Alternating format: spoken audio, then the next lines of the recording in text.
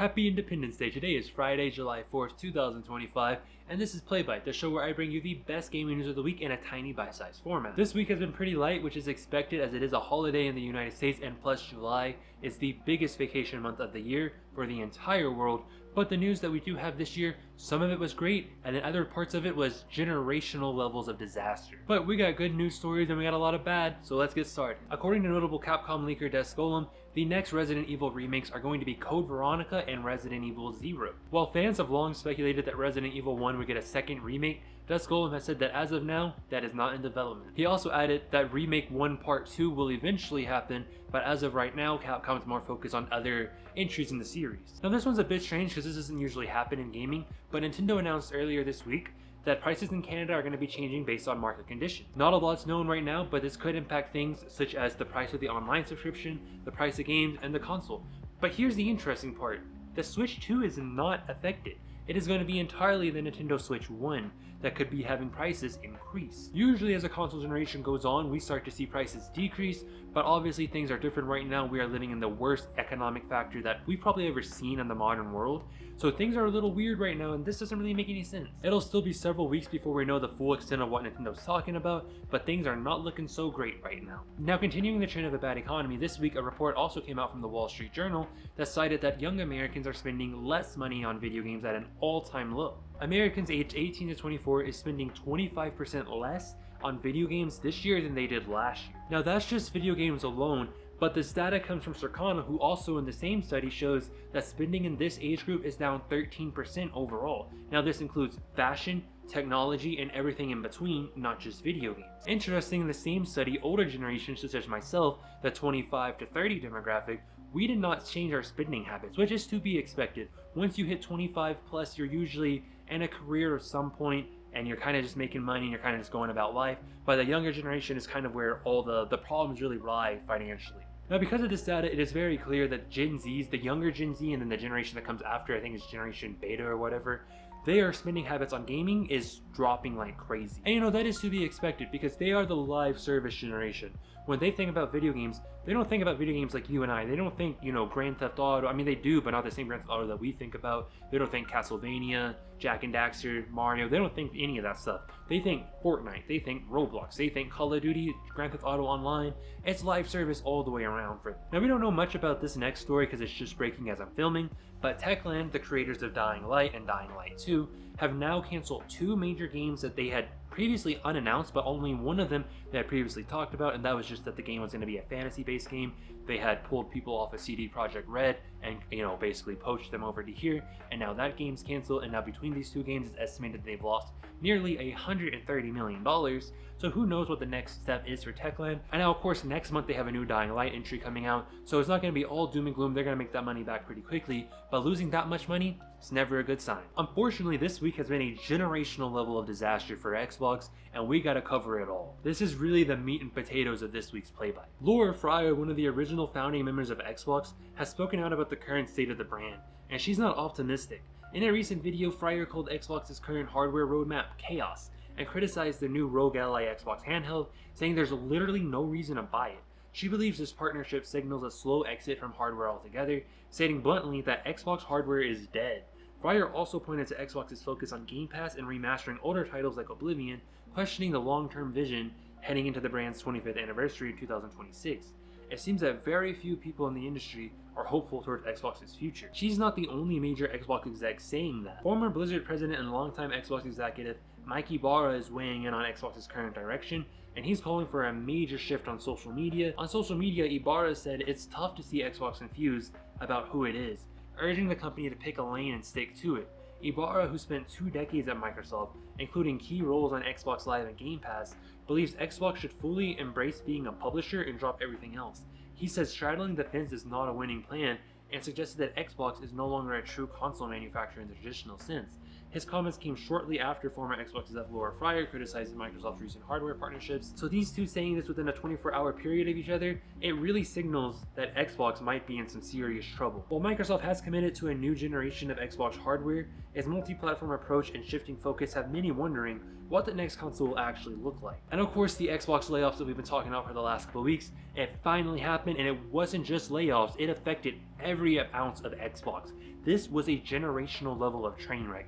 This was a train wreck for Xbox, or really gaming in general, that we have not seen since Xbox E3 in 2013. There is a lot to unpack here, so we're going to go over as much of it as I was able to write down. There's of course going to be some things that I probably missed out on, but it's a mountain of things that have just happened. Bloomberg reported that the MMORPG from the team behind The Elder Scrolls Online, that it got canceled. ZeniMax Online no longer has anybody working on that game, and that was supposed to be the next major online game for them now that player bases for Fallout 76 and The Elder Scrolls Online are dwindling. So who knows what's going to happen with that. If there is one thing Xbox is good at, it is live service games. So for them to cancel this game, something had to go drastically wrong, or there are more problems at Xbox than we know about. Over at Rare, Everwild, the game that they've been working on since 2019, has officially been canceled, and there was mass layoffs at the studio. And honestly, it's just, what's going on with Rare right now? Because they haven't had a legitimate game since August 4th of 2015 with Rare Replay. Since then, they've just been doing live service titles,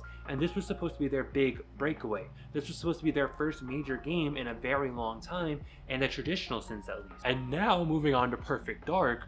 Perfect Dark, the reboot, has now officially been canceled, and then, moments after it got canceled, it came out that the gameplay that we saw from last year at the Xbox Showcase was completely fake. It wasn't real, it was all CGI. And that's not even the worst part. The Initiative, who was supposed to be Xbox's Naughty Dog, who they propped up, who they got all these major people from every major studio, from first party PlayStation to major third party. They had a Rockstar level studio here. It's being shut down. The whole initiative is done. There's nothing left. And it just has you thinking, what is the game plan going forward? Like, I can understand canceling Perfect Dark. Yes, it was kind of a niche franchise, and it's only older people like myself who are going to be wanting, an actual reboot for that, but why shut down the initiative? There was so much they could have done. This just blows my mind. And ZeniMax Europe, who is a subsidiary of Bethesda, who got bought out, several years ago, they had massive layoffs. It affected stuff as their QA team and regional support teams. Now, that might not sound like it's that big a deal, but ZeniMax Europe was a major contributor for getting these games localized into other regions and non-English speaking countries. So this is just gonna derail so many projects. There is a very good chance that if The Elder Scrolls 6 came out next year, that it might not have Portuguese support, it might not have Italian support, or French support, or German, or any of these other languages. It might genuinely just be English, Spanish, Japanese. It's a good chance that's an actual possibility now, because, how are you gonna have such a small team, because they literally laid off almost everybody, how are they gonna have such a small team localize these games? And not just that, but the marketing for those games. What's going on? And the questionable decisions, they don't end there. Turn 10, the team behind Forza Motorsport and Forza Horizon, arguably the most popular live service racing game on the planet, 50% of the studio got laid off. 50% of the studio. Now, granted, Forza Motorsport, the reboot that came out 2023, I want to say, or early 2024, yes, it didn't do so hot. But you know what did do so hot? Forza Motorsport getting ported to the PlayStation 5 ended up one of the top 5 selling games of the year, maybe even the generation already on PlayStation. It was number 1 on the PlayStation Store for so long, and now 50% of the team got laid off. What? And this one makes even less sense. Raven Software, the team behind many of the Call of Duty games, whose primary focus right now is supporting Warzone, arguably Microsoft's biggest moneymaker, had mass layoffs as well. So if you're going to be the company's biggest contributing factor for money and you can still get laid off, nobody's safe. And with these massive layoffs at Raven Software, who's going to be the ones supporting the mainline Call of Duties now? Because they've always been the support studio. Whether it's being Black Ops being made by Treyarch or Modern Warfare by Infinity Ward, Raven Software is always right there doing the grunt of the work. And now with these mass layoffs, how is this going to affect Call of Duty Online? Who really knows? Now, as far as Microsoft internal goes, this is all we know right now. There could be more details emerge, as we enter the weekend and enter early next week, that I will be covering in next week's Playbyte and then YouTube Shorts as well. But that's where the damage ends at as far as internal Microsoft goes. But ho ho ho, we are not done yet. No sirree. It is even affecting external studios that they had, contracted to do work for them. John Romero, who you may know as the creator of Doom, Wolfenstein, he's known as the father of the FPS, he's known as the American Hideo Kojima. He was working on an unannounced project for Microsoft that has now had all funding stripped from them. I'm just not a fan of this past week for Xbox. It really sucks for everybody, not just the layoffs, all the games we've lost, all the culture we've just lost, everything sucks. But Xbox isn't the only one who had a bad week this week. Over in the PlayStation camp, Neil Druckmann and The Last of Us, well, Neil's no longer on the project for the HBO series. If you don't know, the HBO series for season 2, Neil Druckmann kind of stepped back a little bit and let HBO handle it, and oh my god, that was a mistake. What ultimately ended up happening was over 80% of the viewership was lost, and it was just panned all the way around. They changed so much.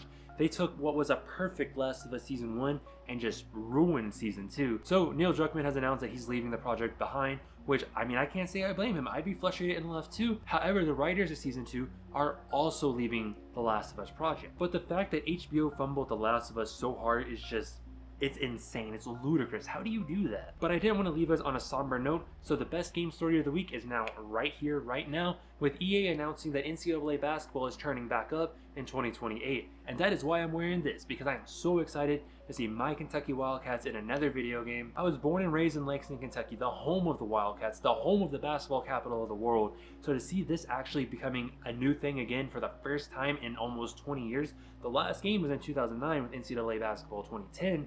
But now, 2028, that's 19 years later, it's going to be a legendary, launch for East Coasters specifically. I am very excited to see my Kentucky Wildcats win new titles in that NCAA game, because God knows we're not going to do it in real life.